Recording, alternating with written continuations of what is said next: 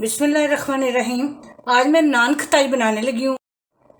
पहले इसके लिए जो चीज़ें चाहिए वो मैं आपको बता दूँ।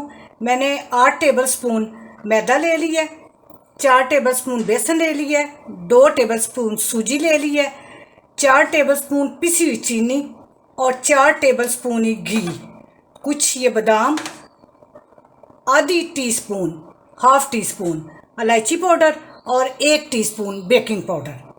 ऊपर लगाने के लिए मैं अंडे की जर्दी और दूध मिक्स करके वो रख लिया है। मैंने घी को पिघला लिया है। आप इसकी जगह कुकिंग ऑयल भी डाल सकते हैं। अब चीनी और घी इसको मैं ये मिक्सर से बीट कर रही हूँ।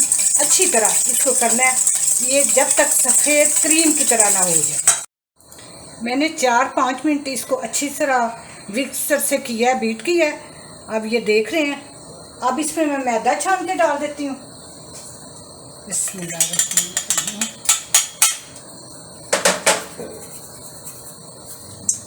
बेसन भी छान लूँगी।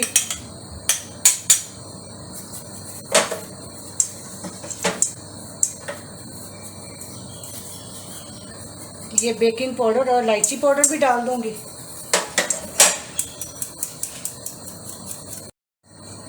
ये सूजी 2 टेबल स्पून है, ये भी इसी में अब डाल दूँगी मैं।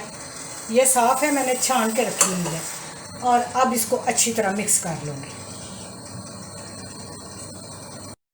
सारी चीज़ें अच्छी तरह मैंने गूंद ली हैं आटे की तरह। ये देखे पेड़ा बना लिया।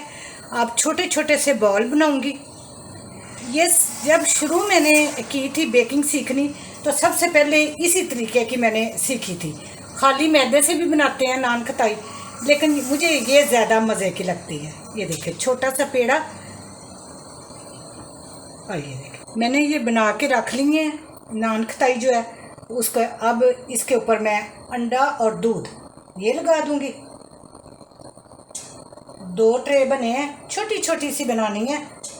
आप देखेंगे कि ये फैल के थोड़ी बड़ी हो जाएंगी पक के, जब बेक हो जाएगी तब।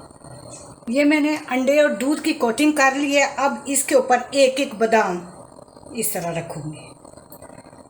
अब मैं अवन में रखने लगी हूँ। अवन को मैंने 15 मिनट पहले 180 डिग्री पे गर्म करने के लिए छोड़ दिया। दोनों ट्रे अवन में रख दिए और ये मैं बंद करने लगी हूँ। ये लें जी, एक ट्रे तैयार हो गई है। बहुत अच्छी खुशबू आ रही है। और अब मैं इसके ऊपर देसी घी अगर या बटर हो तो उसका एक एक ब्रश लगा दे, बहुत अच्छी खुशबू आएगी। इसी तरह लगेगा जैसे आपने बीच में देसी घी या मक्खन डाला है। लें जी, बेहतरीन नान खताई तैयार है। बहुत, ये देखें, ये देखो, बहुत अच्छी और मज़े की ये बनी है और ढेर सारी बन गई हैं। आप भी ज़रूर बनाएं। मेरे चैनल पकवान को सब्सक्राइब करें, लाइक और शेयर करें। अल्लाह पाक आपको अपने नेक इरादों में कामयाब करें।